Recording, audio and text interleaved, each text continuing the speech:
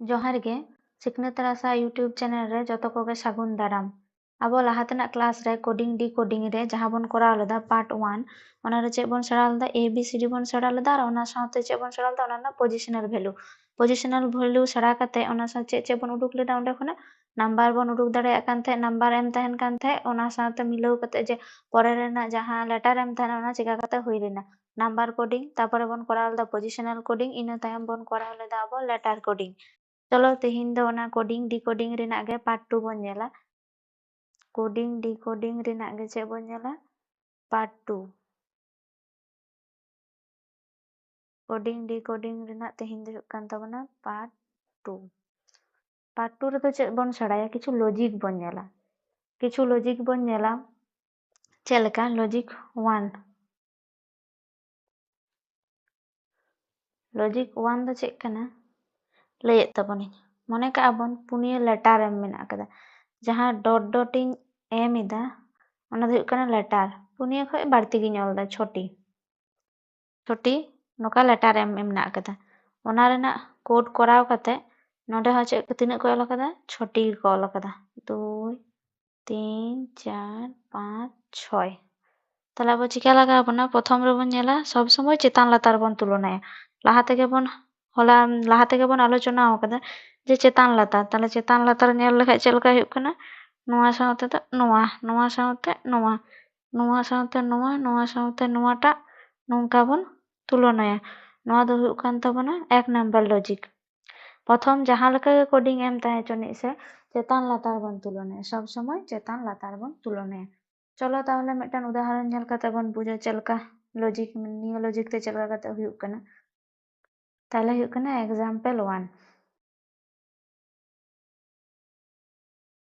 Example 1 दो चलका M मेना आकदा माने का बन एम मेना आकदा मेनदे क्वेश्चन रे दो FORT फोर्ट माने एम आकदा जे GPSU उनका गे एम मेना आकदा STAR नोआ माने दो तिनक कना। ताहले चेद बन चिकाया अब प्रथम स्टेप दो हुयुग कना लॉजिक ñel चेतान लातार लॉजिक बन ñela। তাহলে সলিউশন করা লাগে সে সমাধান করা লাগে তো চিকা লাগাবো না সাজাও লাগাবো না চেলকা বন সাজাওয়া প্রথম রে বন অলা FORT বন অলা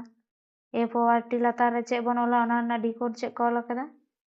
GPSU কল দা না বন অল কেদা নৌকা গে না পাশে রে বন অল দহয়া STAR স্টার স্টার ᱫᱚ ᱪᱮᱫ ᱞᱮᱠᱟ ᱵᱚᱱ ᱠᱳᱰᱟ ᱚᱱᱟᱜᱮ ᱱᱚᱰᱮ ᱯᱟᱸᱡᱟᱣ ᱟᱠᱟᱫᱟ ᱡᱮ ᱥᱴᱟᱨ ᱫᱚ ᱛᱟᱦᱞᱮ ᱛᱤᱱᱟᱹᱜ ᱠᱟᱱᱟ ᱥᱮ ᱪᱮᱫ ᱞᱮᱠᱟ ᱠᱟᱛᱮ ᱠᱚ ᱠᱚᱨᱟᱣ ᱟᱠᱟᱫᱟ। चलो बन ñel लगे हला लाहातना क्लास रे मिदटान जिनिस बन सेड़ा आकदा ओना दो हुयुग कना पोजिशनल वैल्यू बन दिसैया। चलो ABCDEF कते तीन F दो तीन रे थाहे कान ताबना 5 नंबर रे थाहे कान ताबना पोजिशन 5 कना। जहां को जदि पार्ट 1 क्लास बाबन ñel का ताबना पार्ट 2 बाबन बुझ दाड़ेया पार्ट 1 बन ñel मा ताहले खा पार्ट 2 बन बुझ दाड़ेया जे 5 दो चिका कते नोडे हेज इना O रेना पोजिशन दो तीन कना 15 कना R रेना पोजिशन दो तीन कना 18 कना T रेना पोजिशन दो तीन कना 20 कना। ताहले 5 15 18 20 नोआ कोरेना पोजिशन एम मेना आकदा पोजिशनल वैल्यू प्रथम रे बन तुलनाया। ताहले 5 खना तीन को कराव कदा नोडे G को ऑल कदा G रेना पोजिशन दो तीन कना G रेना पोजिशन दो हुयुग कना 7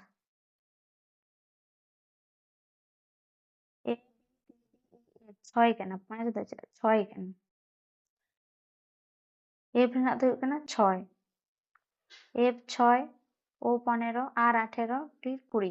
ताहले F खना G तीन हुयुग कना 7 O खना तीन हेज कना P हेज कना P रेना पोजिशन वैल्यू तीन कना 16 R खना अकारे हेज कना R खना हेज कना S रे S दो तीन कान ताबना 19 कान ताबना पार्ट 1 रे क्लास रे एम मेना आकदा ओना ABCD रेना लिस्ट 1 2 3 4 5 कते ओना ना पोजिशन ओना ñel ñel ते नोंका बन बैसवा T दो जदि 20 U दो तीन कना U दो हुयुग कना 21 ताहले नोडे बन ñel दाड़े कना F खना G रे हेज कना F खय G रे हिजुग ते तीन बाड़ती कना F खना G रे हिजुग ते नोडे खय नोडे हेज कान ताबना तीन ओरा प्लस 1 घर हेज कना 6 खय 7 प्लस 1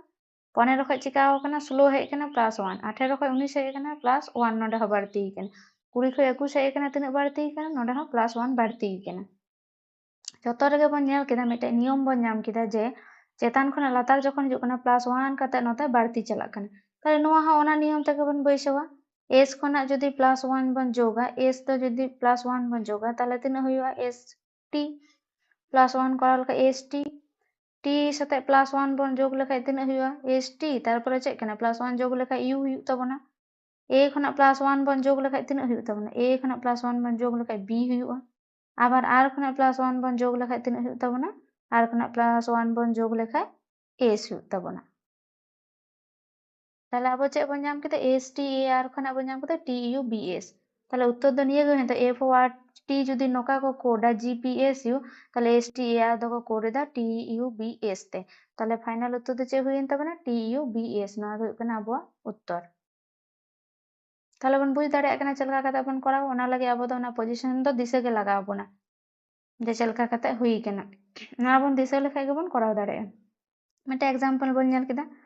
ते आर मिटे क्वेश्चन बन नेला नोआ तेगे चलका आरो मिटे क्वेश्चन चलो बन नेल लगे आर मिटे क्वेश्चन चे मेना कदा मेनदाय t a p t a p समान चे मेना का ताबोना u b q m मेना कदा मेनदाय t a p समान u b q m मेना कदा तारपरे चे मेनदाय n e t समान चे m मेना कदा o f u m मेना का ताबोन n e t समान हुयुग कना o f u ताहले चे पंजाव का ताबोन क्वेश्चन रे m मेना कदा k i n g question रे पंजाव कदा k i n g दो तिनक कना ताहले चलो बन सजाव लगे चेतान लातार लॉजिक बन दिसया चेतान लातार बन तुलनाया चेतान लातार ताहले प्रथम रे बन ऑल लगे t a p चेतान लातार बन Ola t a p u b q बन ऑल किदा नोडे हो उनका के बन ऑला n e t नोडे चे बन ऑला o f u आ नोआ साइड रे हो बन ऑल दोहया चे पंजाव कदा k i n g नोआ पंजाव कदा ताहले t a p चिका कते हेज एन ताबोना t दो तिनक कान ताबोना t हुयुग कना 20 t दो तिनक कान ताबोना 20 कान ताबोना a दो तिनक कना 1 कना p दो तिनक कान ताबोना p दो हुयुग कान ताबोना 16 16 और n दो उनका के बन ऑल लगे नोडे हो n दो तिनक कान ताबोना 14 e दो तिनक कान ताबोना 5 कान ताबोना e t दो तिनक कान ताबोना 20 कान ताबोना पोजीशन बन ऑल केदा ताहले बन नेल दाड़े कना t खना तिने चलाव कना u हेज कना t खना u हेज कना t खना चे हेज कना u हेज कना u दो तिनक कान ताबोना 21 कान ताबोना a खना b दो तिनक कना b दो हुयुग कान ताबोना 2 p खना q दो हुयुग कान ताबोना q दो तिनक कना q दो तिनक कान ताबोना q दो हुयुग कान ताबोना 17 ताहले नोडे खे अब की बाबन मेन दाड़े जे मी घर कते बाड़ती कना t खना u मी घर हेज कना +1 1 खना 2 कना 20 खना 21 माने +1 1 खना 2 कना माने चे +1 बाड़ती कना नोडे हो p खना q कना माने तिना 16 खय 17 +1 हेज कना दिए n दो तिना कना 14 o दो उनका के बन नेल लगे o दो तिना कान ताबोना अब पोजीशनल वैल्यू अब बन बाड़ाया o रेना पोजीशनल वैल्यू तो कना 15 f रेना पोजीशनल वैल्यू दो तिना कान ताबोना f रेना पोजीशनल वैल्यू कना 6 और u रेना पोजीशनल वैल्यू दो कान ताबोना 21 ताहले तिन चे बाबन मेन दाड़े अब नोडे खना 14 खय 15 कना माने +1 घर हेला बाड़ती कना 5 खय 6 कना नोडे हो +1 घर बाड़ती कना 20 खय 21 कना नोडे हो +1 घर बाड़ती कना ताहले नोआ चे बन नाम केदा मिटे पैटर्न से नियम से पद्धति चे बन नाम केदा मी घर कते बाड़ती चला कना प्रत्येकटी क्षेत्र गे नोआ चेतान खय लातार आड़गोन खय मी घर कते बाड़ती कना ताहले मी ओड़ा कते जहां बाड़ती कना ओना दो नोडे चे कना के कान ताबोना के दो तिना के रेना मी ओड़ा बाड़ती लेखा चे बनला के खय मी ओड़ा बन बाड़ती लेखा हुआ के l i रेना मी ओड़ा बन बाड़तीया i खना मी ओड़ा बन बाड़ती लेखा चे हुआ j और n रे खना मी ओड़ा बन बाड़तीया n मी ओड़ा बाड़ती लेखा तिना कना o और g रेना मी ओड़ा बन बाड़ती लेखा तिना कना h g रेना मी ओड़ा बन बाड़ती लेखा हुयुग कान ताबोना h ताहले अब चे उत्तर k i n g दो चे लेखा चे बन नाम केदा l j o h k i n g दो l j o h नोआ गो हुयन ताबोना अब फाइनल आंसर जहांटा ऑप्शन रे ताहेना ओना गो हुयुग ताबोना अब उत्तर जे k i n g दो चे हुइना l j o h ओना लॉजिक तबन तुलनाया लॉजिक दो चे कान ताबोना चेतान लातार सब समय बन नेला नोआ दो हुयुग कना 1 नंबर लॉजिक ना तो शॉर्टकट परीक्षा हरे सेन कते जते ताड़ाताड़ी बन कराव लाग दाड़ेया मा होइनाते तो उनका किछु लॉजिक मेना कदा पुनिया मोरे गोटे ओने लय ताबोना आंजम ताबोन भागे ठीक ते मन दे नेल ताबोन पे जतो हर बन सेड़ा दाड़ेया नोका मेना चेतान लातार प्रथम बन तुलना केदा एर परे 2 नंबर लॉजिक रे बन चला 2 नंबर लॉजिक दो चे मेने ताबोना 2 नंबर लॉजिक दो मेने ताबोना नोका जे 2 नंबर लॉजिक दो हुयुग कान ताबोना রিভার্স রিভার্স মানে ᱦᱩᱭᱩᱜ ᱠᱟᱱᱟ উল্টোটি বা লাস্ট শেষের সাথে তুলনায় লাগা ᱪᱮᱫ ᱞᱮᱠᱟ মনে কাᱜᱼᱟ ᱵᱚᱱ ᱱᱚᱝᱠᱟ ᱪᱷᱚᱴᱤ ᱢᱮᱱᱟᱜ ᱟᱠᱟᱫ ᱛᱟᱵᱚᱱᱟ লেটার 2 3 4 5 6 ᱪᱷᱚᱴᱤ লেটার ᱢᱮᱱᱟᱜ ᱟᱠᱟᱫᱟ ᱚᱱᱟ ᱨᱮᱱᱟᱜ কোডিং ᱪᱷᱚᱴᱤ কোডিং ᱨᱮᱱᱟᱜ ᱪᱮᱫ ᱢᱮᱱᱟᱜ ᱟᱠᱟᱫᱟ ᱰᱤᱠᱳᱰ ᱢᱮᱱᱟᱜ ᱟᱠᱟᱫᱟ ᱪᱷᱚᱴᱤ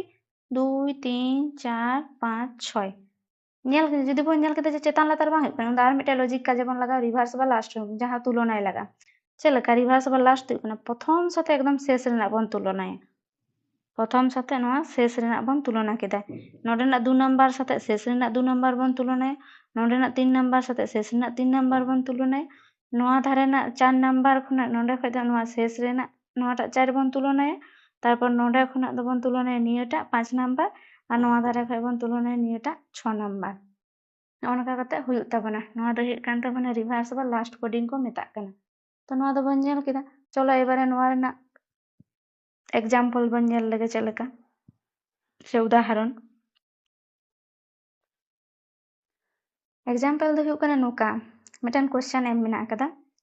CREATURE क्रिएचर एम मेना कदा क्रिएचर दो चेद कना क्रिएचर दो को ऑलदा क्रिएचर माने ऑलदा ERUTAERC नोकाय ऑलदा माने क्रिएचर दो नोकाय ऑलिदा ताहले चे पांजाव कदा ताहले पांजाव कदा जे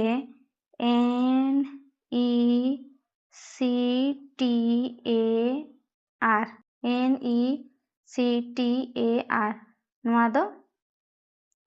नोआ दो तिनक कना जदि नोआ समान नोआ ऑला ताहले नोआ समान दो तिनक कना चलो सॉल्यूशन बन कराव लगे चिकाय बन चेतान लातार बन ऑला चेतान लातार बन ऑल लगे CREATURE सजाव बन चेतान लातार सजाव परे नोआ ना डिकोड चेक कना नोआ समान तिना ऑल मेना कदा नोआ समान नोआ ऑल मेना ओना हा लातार बन ऑल लगे ERUTAERC नी ऑल मेना कदा ताले सजाव केदा बन एबारे बन तुलना लगे नोआ धारे चे पांजा ले तबन ओना क्वेश्चन नोआ धारे बन ऑला NECTAR नोआ पांजाव का तबन नोआ दो तिनक कना ताले चलो बन ñel लगे नोडे चेतान लातार तुलना कते तो बाबन बुझ दाड़ेया कना जे ना दो चेद लगा कना E खना C चलावना R को दो R गे हुईना E दो U हुईना कोनो लॉजिक बाबन पांजा ñam दाड़ेया कना उन दो बन चिकाया नोआ धारे खय बन तुलना प्रथम साथे शेष ना बन तुलना प्रथम साथे शेष ना नुई सी दो चिकाव कना नेले बन डायरेक्ट नोडे चलाव कना नुई R दो बन ñele कना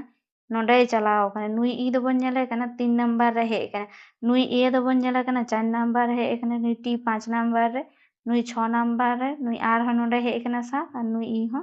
नोडे हे कना ताले चे हुयुग कना प्रथम खना शेष रेना तुलना प्रथम खना शेष प्रथम नुई प्रथम साथे नुई शेष नुई द्वितीय साथे नुई रेना द्वितीय नुई तृतीय साथे नुई दिना तृतीय नुई चतुर्थ साथे नुई रेना चतुर्थ कते जतो अनका तुलना कना चलो ताले अब उत्तर बन कराव लगे नुई दो कारे चला शेष रे चला इन तो ताले शेष रे चला कान तबना नोआ धारे खय हबन सजाव को दे नोआ धारे खय नुई R तो कारे हिजुग तबना प्रथम रे हिजुग तबना ताले चलो बन ऑल लगे नुई R दो नोडे बन आगु केदेया RATCEN ñel leke bo नुई E दो कारे चलावना E दो लास्ट रे चलावना E दो लातार रेना द्वितीय नंबर रे C 3 नंबर रे T 4 नंबर रे A दो हेना 5 नंबर रे ताले प्रथम खना लास्ट रेना तुलना गे हुयुग कना रिभार्स बा लास्ट तुलना बारे नोआ दो 2 नंबर लॉजिक ताले नोडे फाइनल उत्तर दो चे हुयेन तबना फाइनल उत्तर दो हुयुग कान तबना NECTAR समान हुयुग कना RATCEN उल्टा धारे खय बन ऑला जहां एम तहना ओनागे उल्टा धारे खय हुयुग कना माने रिभार्स तुलना हुयुग कना रिभार्स माने कना उल्टोटी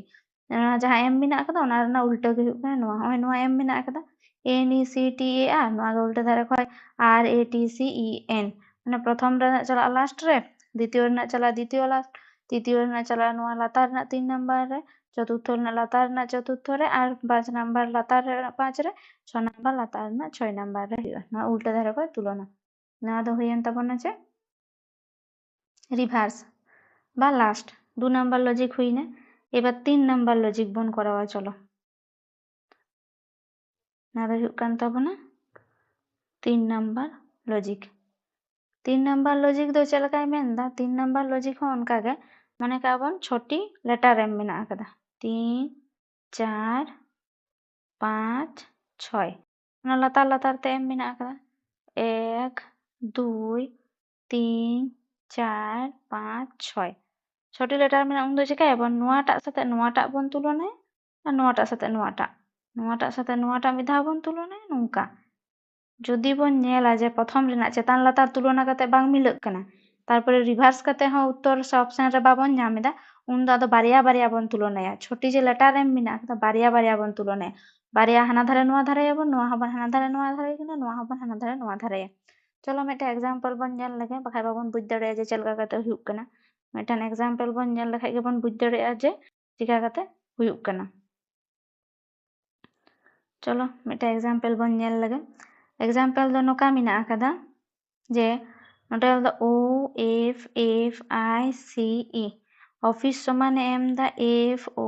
I F E C आर मिटे पंजाव कदा जे A T T A C के नोआ समान दो ताहले तीना काना चलो नोआ हबन नेल लगे सजाव हबन प्रथम रे O F F I C E मिना आकदा चलका कॉल कदा F O I F E C अब क्वेश्चन दो चेक कान तबना A T T A C K नोय पंजाव कदा ताले अब नोडे तुलना लगे बन O F A नुका मिना आकदा चलका तुलना बन हाना किन बारिया ते तो बांग हुयुक कान उन दो 3 नंबर लॉजिक बन लगाओ नुआ धारे खय नुआ धारे नुआ धारे खय नुआ धारे नुआ धारे खय नुआ धारे नुआ धारे खय नुआ धारे बन तुलनाया ताले नुआ किन मध्य बन नेला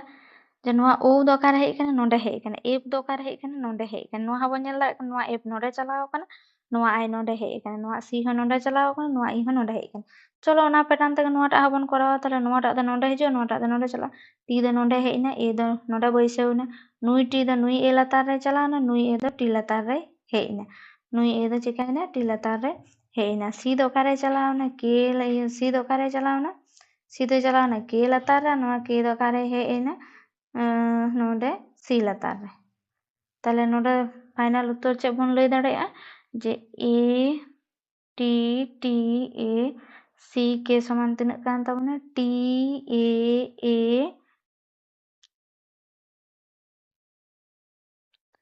T A A और नोडे द T हुयुक तबना नुई T द A लतार रे चलाव कान तबना से ताले T A A T K C O नोंडे हेय ना F नोंडे हेय ना F नोंडे चलावना I नुका नुका ताले नुई A नोंडे चलावना T नोंडे हेय ना नुई T हो नोंडे चलावना A द नोंडे हेय ना C हो नोंडे चलावना K द नोंडे हेय एन तबना ताले A T T A C समान चे हुई ना T A A T K C नेलाबन ऑप्शन रे जहाटा मिना ओनाटा के अब राइट उत्तर चलो अब तो नितो आदो 4 नंबर लॉजिक बन नेला 4 नंबर लॉजिक दो चे मेने तबना 4 नंबर लॉजिक हो उनका के एम मिना आकदा 1 2 3 4 5 6 1 2 3 4 5 6 और नोका छोटी मने का बन लेटर एम मिना का तबना ताले उन दो चलका बन तुलना नुआ जहां छोटी लेटर एम तहेना उनका बन तुलना पिया पिया बन तुलना लाहाते तो बारिया बारिया बन तुलना एते नुआ के नुईटा साथे नुईटा नु बारिया बारिया नुई बारिया नुई बारिया तो आर नुआटा लॉजिक तो कना पिया पिया तुलना लगा पिया पिया चलका नुई 3 नंबर साथे नोंडे चला नुईटा 3 नंबर नोंडे हिजुआ और नुई दो चेतान लातारे अड़गोना नुआ हो उनकाटा नुआ धारे जहां पिया थाने नुकु पिया हो नोंडे बन अगु को नुकु पिया हो नोंडे बन अगु को नुई पिया हो नुई दो नोंडे बन अड़गोइया ना दो हुयुक कान तबना 4 नंबर लॉजिक ताले 4 नंबर लॉजिक रेना ये बन नेल लगे एग्जांपल बाबन नेल लगे बाबन बुझ दाड़ेया जे चलका कते हुयुक काना से चलका काना चलो ताहले 4 नंबर लॉजिक रेना एग्जाम्पल नेल हुई लेन गे 4 नंबर लॉजिक रेना एग्जाम्पल दो हुई कान तबना नोका मेंदाय S T U B B O R N समान तीन M मेना आका तबना V U T A A O S P नोआ दा M मेना आका तबना ताहले चे पंजाव का तबना ताहले पंजाव का तबना S H I P P I N G समान तीन काना नोआ दा अब क्वेश्चन माने पंजाव कदा जे नोआ समान जदि निया हुआ ताहले नोआ समान दो चेक करना ताहले अब कोडिंग रेना कामी के चेक करना कोडिंग रेना कामी के हुआ चेतान लतार ऑल में लहाते तारपर लॉजिक एम नेला जे चलका कते हुआ कना से बांग हुआ कना बन नेला ताहले चेतान लतार बन ऑल लगे S T U B B O R N चेतान लतार बन ऑल लगे V U T A A O S P चलो पिया पिया बन तुलना लगे पिया पिया तुलना लगा चे हुआ कना S T U V T U चे बन ᱧᱟᱢ दा नोआ S खना T चलाओ कना S पर T +1 S T U V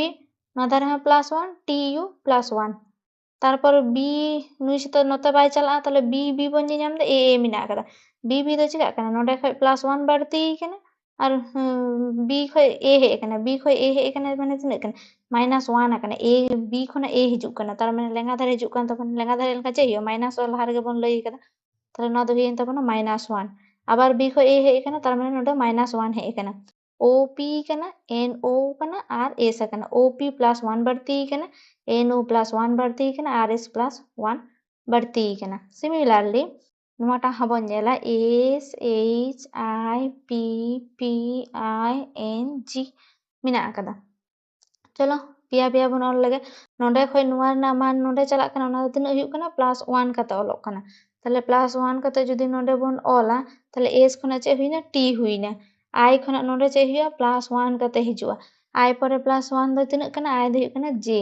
H खना तिना हुआ +1 आड़गोना नोडे हो नोडे +1 आड़गो कना ताले H खना J दो तिना कन तबना सॉरी H खना +1 लखा चे हुई कन तबना I हुई कन तबना P खना -1 akan तबना नोडे बन जेल केदा B खना ए हे कना -1 सयम हे कना ताले नोडे -1 P -1 कराव लखा तिना हुई तबना P -1 हुई लेनखा O हुई तबना P -1 हुनखा O नोडे हो -1 हिजुआ ताले O माने P लहारे तिना मिना चे मे लेटर मिना कदा O P खना O हेलखा -1 और O खना P चलाव लखा गनते +1 बढ़ती ताले नोडे -1 हुई तबना I द नोडे चलाव तिना कते +1 हुई कते चला ताले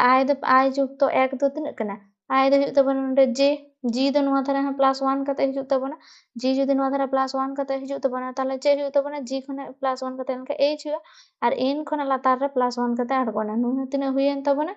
N खना हुईन तबना O N खना +1 लेनखा O